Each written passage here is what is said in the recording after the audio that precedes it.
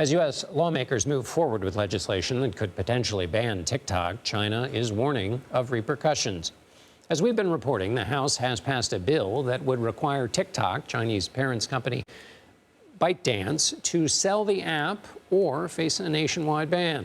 Ahead of Wednesday's vote, a spokesman for China's foreign ministry accused the U.S. of, quote, bullying. TikTok's CEO is also pushing back, saying a ban will hurt the economy. This bill gives more power to a handful of other social media companies. It will also take billions of dollars out of the pockets of creators and small businesses. It will put more than 300,000 American jobs at risk, and it will take away your TikTok. And for more, let's bring in CBS News senior foreign correspondent Elizabeth Palmer in Beijing. Liz, China says this TikTok bill could backfire on the U.S. Sounds like a threat. It sure could be interpreted that way. And everybody is waiting to see if there's going to be another round. How could it come back and bite America? Well, you have to understand that there are a lot of American companies here whose devices are gathering information on Chinese consumers and users. So let's take a crazy example. Tesla, for example, with the cars are vacuuming up all kinds of information about the drivers and where they go and so on. It's conceivable that the Chinese government could go, we don't trust Tesla with that information unless it belongs to Chinese owners, and Tesla has to divest its Chinese holdings. This is how trade wars start, and we may be looking at the opening round. Indeed, and other massive companies like Apple depend on the Chinese market. ByteDance says there is no evidence that it's sharing data. So where's the U.S. getting this? Well, fundamentally, it's a lack of trust. There is no solid evidence. But many countries have ordered their government employees and government ministers and so on to not have TikTok on government phones because software engineers say the app can access things like calendars and contacts. And some critics have said if China wanted to, it could order ByteDance to share that information with the Chinese state under the national security law. Now, ByteDance has said they've never asked, and even if they did, ByteDance would refuse. But that is the concern.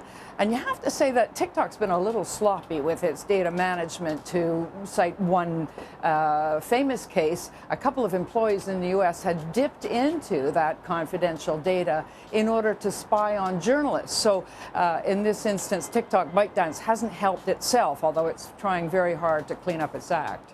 And TikTok's in the headlines, but it's not the only Chinese-owned device that collects American user data. Are there more fights looming? Oh boy, I think the big one coming up is over cars.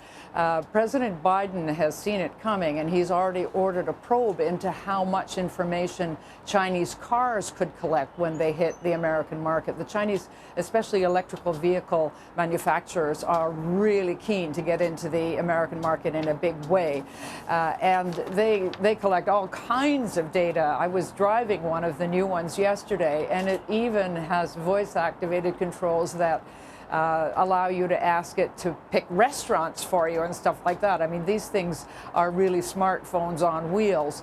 And I think we're going to see a big fight over that if indeed the Chinese do come into the American market big time. The silver lining could be that in the end, we get better data protection for all of us against all the devices and websites that are vacuuming up our data at the moment. And in a lot of instances, we just don't know. So maybe this is progress of a weird kind, John. Liz Palmer, so wonderful to see you there in Beijing. Thank you, Liz. For more analysis, let's bring in Chris Krebs. He's the former director of the Cybersecurity and Infrastructure Security Agency, also known as CISA. Chris is currently the Chief Public Policy Officer at SentinelOne, a cybersecurity company. Good to be with you again, Chris. Lawmakers are concerned about China having access to our data, but would a ban make a difference at this point? Doesn't China already have our data? And based on what they're doing, you know, that is being watched by the spies, aren't they trying to get it through other methods? Well, believe me, they are trying every effort every approach they possibly can to collect information on us users here in the U.S., but also government officials and what our companies may have intellectual property-wise. But data collection, storage, and analysis is just one aspect, I think, of what the U.S. Congress and the national security community writ large are worried about. There's also the element of the algorithm itself and the way that can be influenced by the CCP, whether it's to surface information or suppress it. And that is a grave concern, I think, amongst many on the Hill and in the national security community, particularly with the 2024 election coming up and how we already have evidence, as reported in this week's intelligence community assessment on worldwide threats, where a Chinese proxy and a propaganda arm attempted to influence the 2022 election. So we have evidence. They've done it before. So this is not theoretical. This is a here and now issue. And Chris, you've had real world experience with this. When we talk about influencing the elections, give people a sense of the kinds of things that can happen and the mischief that can be made by just amping up certain debates that happen in America that is like, throwing a match onto the gasoline on the floor. John, I remember the conversation you and I first had about this back in 2019. That's absolutely right. We're talking basically about propaganda here. And look, propaganda sometimes can just be the form of opposition research, which is standard political fare.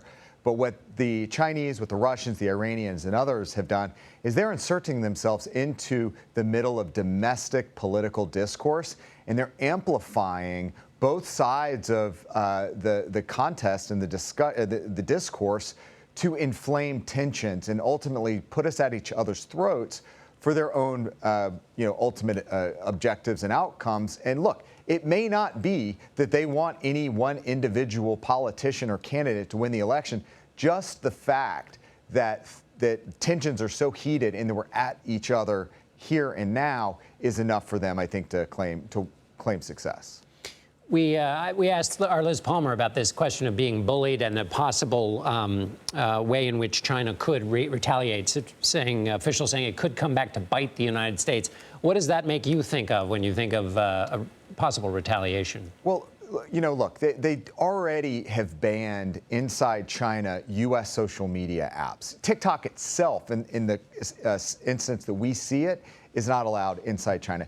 There are other regulations and laws. The Personal Information Protection Law, for instance, does control the flow of Chinese citizen information and how it can be stored and used, particularly when you talk about cross-border data flows. So a lot of this, I think, is just posturing, and it will ultimately kind of fizzle out. I do think that some of the broader efforts by TikTok to lobby the U.S. Congress with the prompt that says, hey, enter in your zip code and we'll tell you who your congressperson is and you can reach out.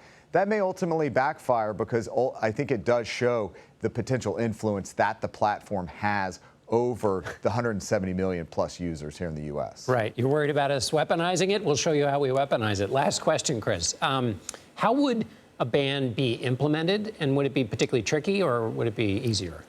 That's the question. I think that is what there will be a great deal of litigation over. So the first step is the divestiture, and the requirement is that that ByteDance, the parent company, has to divest, and that could be sold to any of the other tech companies here in the United States.